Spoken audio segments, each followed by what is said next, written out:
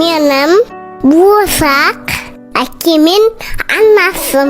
Мен сіздердің махаббатыңыздан заралған кішкентай бақытпын.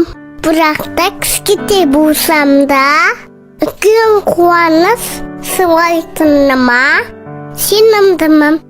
Қазір анамдың құрсағында жатып әр дауысты көңіл күйді, мейірім мен махаббатты сезе аламын. Әкем нағыз ер азамат болса да жүрегінің өте жұмсақ екенін біліп қойдым.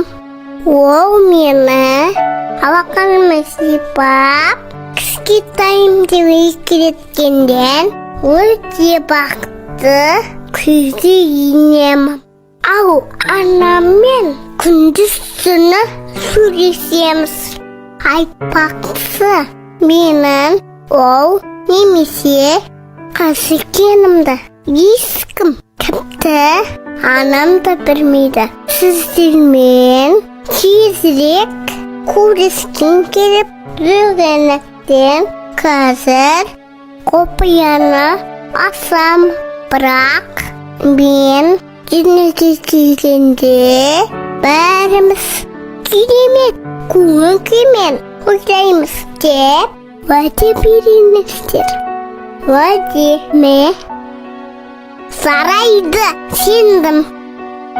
Сәлеммен болсақ.